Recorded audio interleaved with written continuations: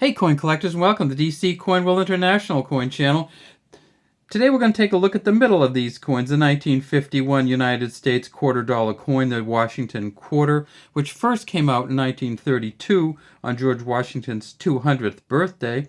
So there's not a 31. And then I didn't put a 71 in because by 71 it had turned from 90% silver, 10% copper to a copper-nickel blend. So what are we looking at here? This is the 1941. The beginning of World War II was in 1941, but of course this coin was minted before then. In the 1941 coins, we have to look at the back to see the mint mark, and of course there is none on this one. How about our 1951? Same thing. It says Liberty at the top, Washington facing to the left, and God we trust under his chin.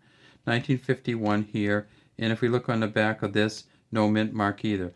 You can see how these coins get worn down a little bit. It's not clear to me that it has a full amount of silver in it anymore, but it's still worth $6 or $7 in this condition because it has $4 or $5 worth of silver. You can get these coins, I mean, I say $6 or $7 in the coin book, but you can get this coin probably for about $5 at most coin dealers or even most pawn shops. It is, if you tip it up on its edge, you see that it's 90% silver. And then, of course, here's the 61 here. Just a little bit better condition. We flip this over and we can see that on the back of this, there's the D. Now, these are all circulating coins I'm showing you. Did they have uncirculated coins in 1951? Sure they did. They had uncirculated mint sets. This one is a circulated one, but it has some of the similar issues. And the reason I want to show you this is because you start seeing the coloring and some coloring here, some pinking in here. This coin actually is a relatively valuable coin. It's probably worth between $20 and $30. And this is the D. We can see some of the body feathers on here, United States of America. This is into the MS's, and it just has some really good coloring and some really good detail.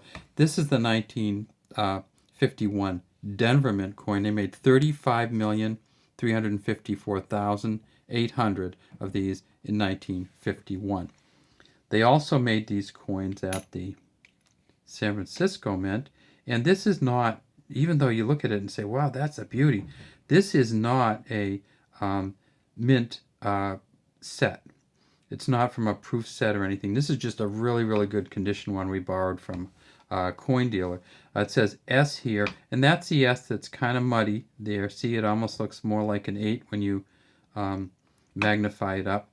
This coin here, the 1951 S, they made 9 million of these. This one here is probably worth $35 or so. It's pretty close. If it's not MS65 condition, I'd be really surprised.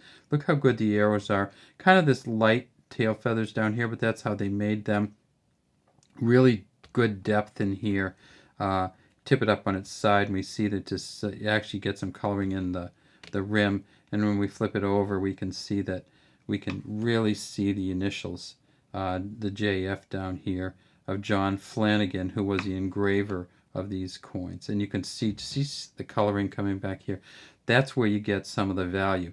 PCGS has sold, has listed some of these as sold for $4,000 to $5,000. So that's the S.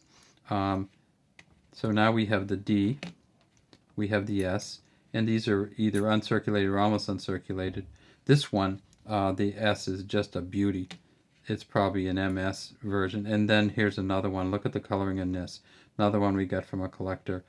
This is the best initials of all of the ones that we've just looked at.